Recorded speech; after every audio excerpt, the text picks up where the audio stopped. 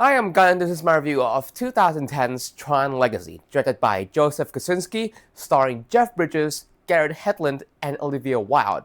This movie released 28 years after the original, which makes this movie, and for many reasons, one of the more perfect example of a legacy sequel, no, it's in the name, done right. So firstly, the plot of this movie is basically almost the same as the original. So a man gets sucked into a video game he created, but in this case, it's the video game his dad created, and he has to fight and find his way to get out of the video game world he created. But what makes this movie different than the original is the fact that in the original, there's not that much side plot around it. It's just focused mainly on the quest itself. But in this movie, there's so much storylines and side characters and the world being way more developed, so there's so much more things to explore surrounding the main plot itself, which makes for a way more compelling and interesting watch compared to the original.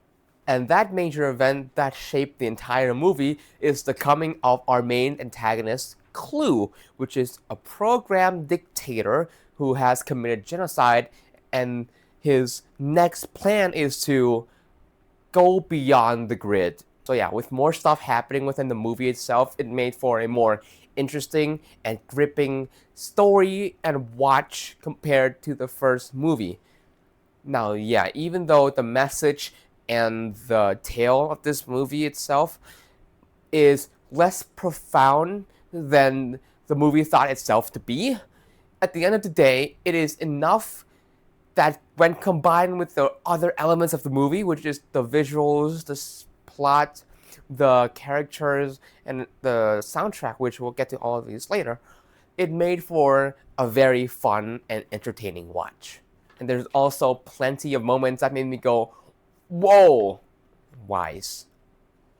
Okay, now let's get to the characters and their performances. Now, for the sake of this video, I'm gonna call our main protagonist of this movie Sam, and his father, who's played by Jeff Bridges, Flynn. Okay, now start with Sam. He is somewhat unlikable in my opinion. His character and personality, aside from being a nepo baby, boo, is that he's come off as cocky and overconfident in my book, which by himself, which especially in the first half, made him kind of like a uninteresting protagonist, especially his reactions when he gets sucked into the grid. It's not like some big like, oh no, like big revelation that like, nothing like that, nothing grand. It's just like, oh man, I guess I'm in the grid now. Oh shucks, that's bad. Well, I guess I better find my way out. There's no sense of shock and surprise. And the way he got sucked in the grid is so damn dumb. Like, he just... Okay, so he went to his his dad's arcade's basement and just do the keyboard tab thing, right? Tap, tap, tap, and then accidentally pushed a button activating the laser, and now he's transported. That's it. That's what caused the entire movie. It's just he just be so uncareless of his surrounding that he didn't even know there was a goddamn laser pointing at it behind his back. That's how naive his character really is. But thankfully, his character is pretty much saved by his father, Flynn, who gave a great chemistry and interactions between the two. You can feel the fatherly bond between those two. And that is what really saved his character for me. Speaking of Flynn, who's played by the returning Jeff Bridges, he is a very supportive dad, which I like. He's very chill, he's pretty cool, and I'm not the only one who thought that he reminded me so much of the dude. I know it's the same actor at all, but his personality-wise and like his expression-wise is pretty much the dude from Big Lebowski, man. And I'm not complaining at all. Cora, played by Olivia Wilde, although I quite like her and thought she was a good supporting character, I wished there was more to her personality than just a programmed girl who wished to see the world. And I also have to mention Castor, although he doesn't have much screen time in the movie. Every seconds and minutes he's in, he is quite the character, and I like him. So watch out for that. Okay, let's talk about the big bad Clue. Oh boy, does CGI Jeff Bridges looks completely ass.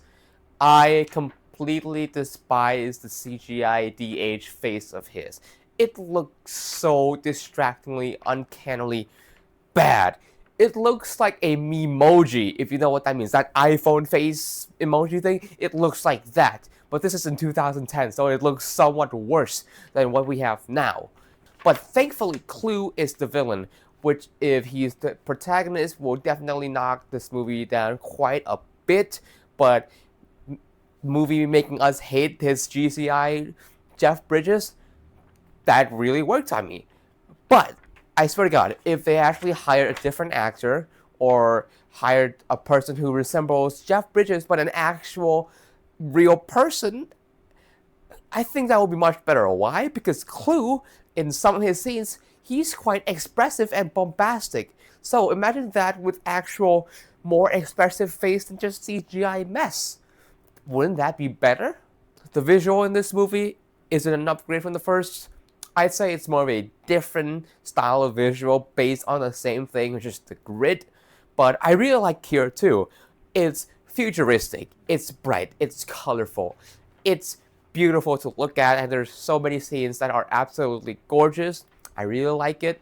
And the Daft Punk soundtrack in this movie is unanimously agreed as one of the best things in this movie. And I also have to say yes to that because it's really good and it pretty much enhances and raises every single scene that it's present in. It's so good and it's so fitting with the movie itself. It feels like they hit the jackpot with Daft Punk in this soundtrack. I mean, it's the most fitting thing ever.